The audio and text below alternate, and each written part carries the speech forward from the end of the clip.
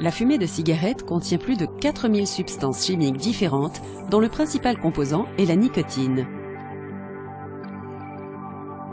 La nicotine est un liquide incolore que l'on trouve à l'état naturel dans la plante appelée tabac. La nicotine est une drogue qui induit une dépendance et le tabagisme est l'une des formes de dépendance à la nicotine les plus répandues aux États-Unis. Le tabagisme, qui touche l'ensemble de la population mondiale, provoque l'apparition de maladies directement liées à la fumée de cigarette. Les effets de la nicotine sur le cerveau et le corps sont complexes. En fumant une cigarette, le fumeur absorbe environ 1 à 2 mg de nicotine. Il ressent alors immédiatement une sensation de plénitude due à la stimulation des glandes surrénales par la nicotine et donc à une sécrétion d'épinéphrine, également appelée adrénaline. Ce pic d'adrénaline stimule l'organisme et provoque une hausse de la tension artérielle et une accélération du rythme respiratoire et du rythme cardiaque. La nicotine stimule également la libération de dopamine dans le cerveau, substance responsable des sensations de plaisir et d'euphorie.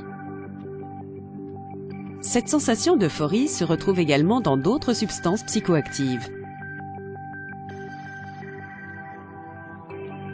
Cette sensation de plaisir augmente l'effet de dépendance à la nicotine.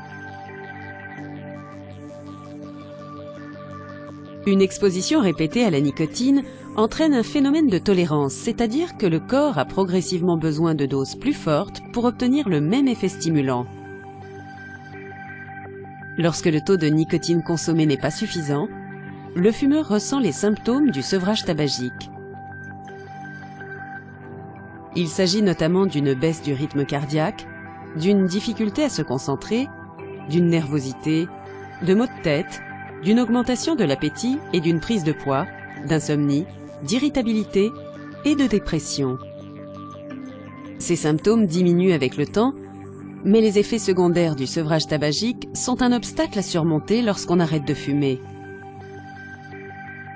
Il existe aujourd'hui diverses techniques et solutions pour aider les personnes qui veulent arrêter de fumer. N'hésitez pas à rencontrer un professionnel de la santé pour connaître la solution qui vous convient le mieux.